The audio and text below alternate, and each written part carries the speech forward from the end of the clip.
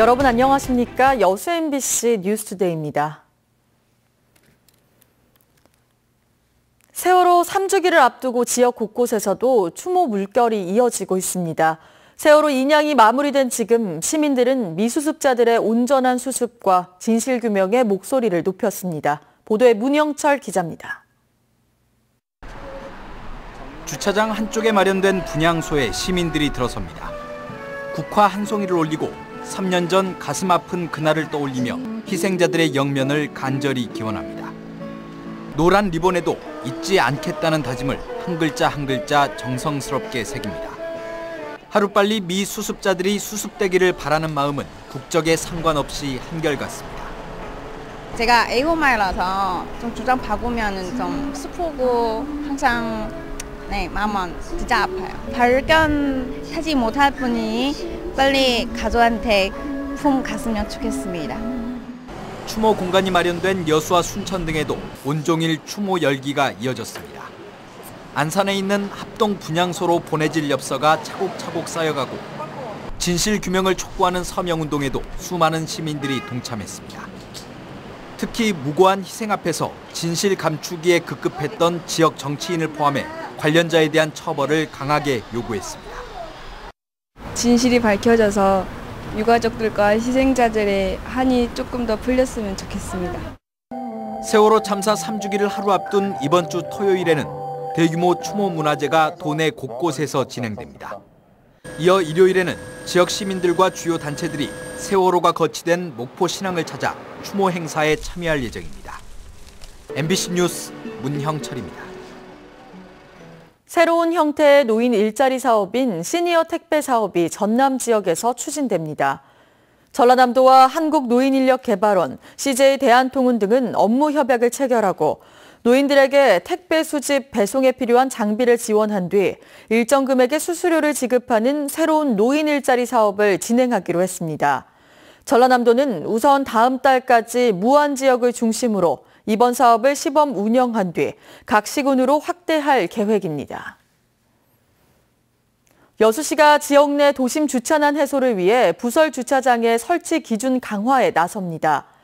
여수시는 현재 근린생활시설과 숙박시설 모두 시설 면적 200제곱미터당 주차면 1면을 확보하도록 한 여수시 주차장 조례를 근린생활시설은 150제곱미터당 1면, 숙박시설은 120제곱미터당 1면을 확보하도록 개정할 계획입니다. 또 다가구 주택과 공동주택, 오피스텔은 1세대당 1면 이상의 주차면을 의무적으로 설치하도록 할 방침입니다. 여수시는 주차장 조례 일부 개정안에 대해 입법 예고와 시민 의견 수렴을 거쳐 다음 달 여수시의회 안건으로 상정할 계획입니다. 어제 치러진 지역 보궐선거는 다음 달 대선을 앞두고 지역 민심을 훑어보는 좋은 계기였습니다. 이와 함께 당선된 시의원들은 침체된 지역 경제를 살리는 데 의정 활동에 초점을 맞추겠다며 다부진 포부를 밝혔습니다. 김종수 기자입니다. 야당 텃밭에서 치러진 이번 보궐선거에선 정당 후보들의 강세 속에 더불어민주당과 국민의당이 한 석씩을 나눠 가졌습니다. 특히 다음 달 대선이 더불어민주당과 국민의당의 양강 구조로 재편될 가능성이 높아지면서 민심을 파악할 가늠자가 됐다는 평가입니다. 순천시 나선거구에서 당선된 더불어민주당 강형구 의원은 도농복합도시의 강점을 살려 살기 좋은 농촌 만들기를 과제로 꼽았습니다. 인구 고령화와 생활여건 미흡이라는 악조건 속에 짧은 의정 활동을 바쁘게 움직이겠다며 포부를 밝혔습니다. 농어촌 경제를 살리는데 최우선 목표를 두겠습니다. 기농, 기촌, 그리고 퇴직자, 명퇴자가 다시 찾는 농촌을 만드는 데 최선의 노력을 다하겠습니다. 5명의 후보들이 치열한 각축을 벌였던 여수시 나선거구에선 정치 신인이 지역민들의 선택을 받았습니다. 국민의당 이정만 의원은 원도심 활성화가 절실한 상황을 인식하고 이를 극복하기 위한 맞춤형 대안을 제시해 관심을 모으고 있습니다. 이 지역 주민의 복지를 위하여 도시가스 확충에 노력하고, 둘째로는 마도로스 거리를 만들어 관광객 유입을 통하여 이 지역 경제 발전에 노력하겠습니다. 각 당선인들마다 침체된 지역 살리기란 과제를 풀기 위해 경제 활성화의 기반을 마련해야 하는 중요한 시기. 내년 지방선거를 앞두고 남은 기간 동안 당선된 시의원들의 역할이 얼마나 각인될지 유권자들의 시선이 의회로 모아지고 있습니다. MBC 뉴스 김종수입니다. 순천 지역의 공간과 물품, 정보 등을 함께 나눠 가치를 높이기 위한 인터넷 정보 교류 공간이 구축됩니다. 순천시는 인터넷 홈페이지상에 공유 순천 도메인을 구축해 주차장, 공연장, 도서관, 회의실 등 13개 분야 277개에 대한 공유 정보에 들어갔습니다. 순천시 관계자는 나눔과 배려, 협력과 소통 등의 가치들이 시민들의 일상생활에서 실현돼 공유의 가치가 확장될 수 있도록 설계했다며 도메인 구축의 배경을 설명했습니다. 부산에 이어 경남 해역까지 마비성 폐류 독소가 확산하면서 지역에서도 긴장감이 높아지고 있습니다. 국립수산과학원은 경남 해역의 진주담치에서 기준치 이하인 100g당 최대 43 마이크로그램의 마비성 폐류 독소가 검출됐다고 밝혔습니다.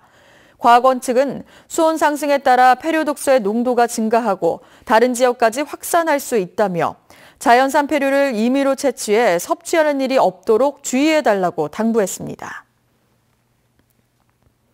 순천과 광양에 각각 처음으로 금연 아파트가 지정돼 운영에 들어갔습니다. 긍정적인 효과가 기대되지만 실효성 여부에 대한 의문과 개선의 필요성도 제기되고 있습니다. 박광수 기자입니다. 이번 주부터 금연 아파트로 운영되는 순천 조례동의 대림 2차 아파트 단지. 470여 전체 세대 가운데 320여 가구가 뜻을 모아 아파트 계단과 엘리베이터, 지하 주차장에서의 흡연을 제한하기로 했습니다. 석 달 계도 기간 이후에는 적발 시 10만 원의 과태료까지 부과되지만 이번 기회에 담배 연기 없는 아파트를 만들자는 주민들의 의지는 결연합니다. 방송을 통해서 방송 계도를 하고 또 우리 대표회의에서 계대한 대로 대표들이 나서서 이렇게 담배 피우는 사람들에게 권유하고 해서 그렇게 금연토록 그렇게 하겠습니다. 입주민 과반수의 동의가 있으면 공동 실내 공간의 흡연 규제가 가능하도록 관련법이 개정된 건 지난해 9월. 하지만 동의 대상이 꼭 법적 세대주여야 한다는 규정 때문에 실제 지정은 생각만큼 쉽지 않습니다. 많은 아파트들이 지금 금연 아파트로 지정을 받기 위해서 저희들이 신청을 지금 하고 있는데 실제 거주자하고 주민등록법상 거주자하고 상의해서 제한된 인력으로 현실적인 단속 활동이 가능하겠느냐는 실효성에 대한 의문도 나오는가 하면 아파트 계단이나 지하 주차장을 단속하다 보니 1, 2층 가구로 담배 연기가 몰리는 부작용도 나타나고 있습니다. 이제 현관 밖에서 그러면 이제 그게 어디로 가겠어요? 1층 저층 세대로 많이 가잖아요. 그러니까 이제 저층 세대가 또 힘들다 그러시고.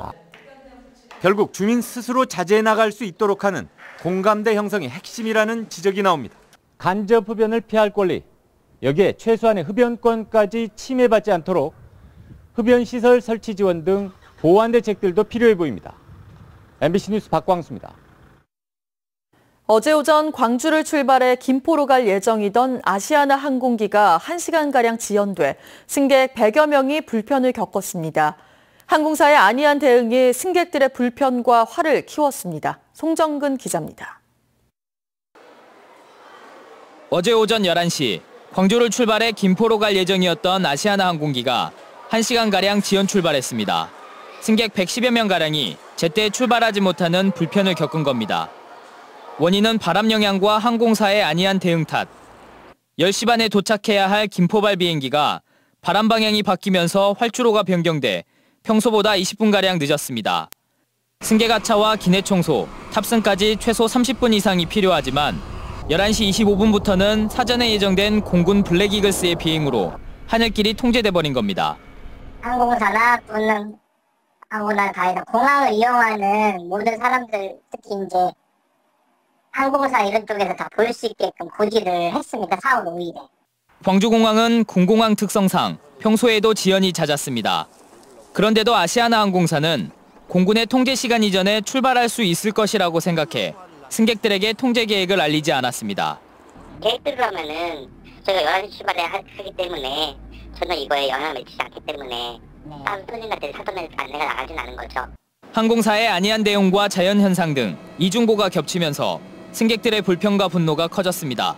MBC 뉴스 송정근입니다. 여수시가 예산의 투명성 확보를 위해 올해도 주민 참여 예산제를 운영합니다. 여수시는 오는 27일 시청 회의실에서 개최되는 주민참여 예산학교를 시작으로 본격적인 주민참여 예산제 운영에 들어갑니다.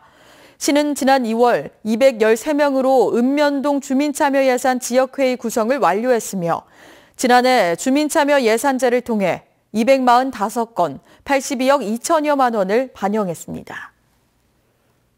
고흥군이 도시민을 대상으로 현장 상담을 실시하는 등 귀농 홍보를 강화합니다. 고흥군은 오는 28일부터 사흘 동안 서울에서 열리는 귀농 귀촌 박람회에 참가해 관내 귀농 여건과 정착 현황 등을 알리고 희망자를 대상으로 농촌 체험 팸투어를 실시해 귀농에 대한 이해와 영농 지식 습득에 도움을 줄 계획입니다.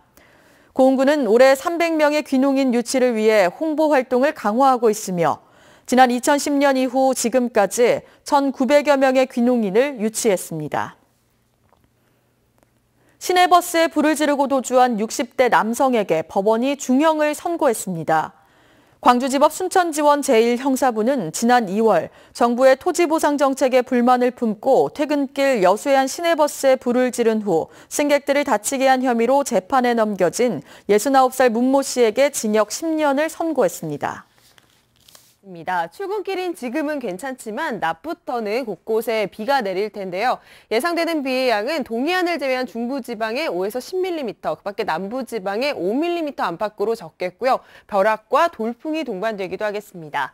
오늘 비가 오면서 서울은 한낮에 16도 선에 머무는 등 쌀쌀하겠습니다. 이후 이번 주말 동안에는 20도를 웃도는 등 다시 따뜻한 날씨를 되찾겠지만 다음 주 초반에는 전국에 또 한 차례 비가 오면서 기온이 떨어지니까요. 들쑥날쑥한 기온 변화에 건강관리 잘 하셔야겠습니다. 날씨였습니다.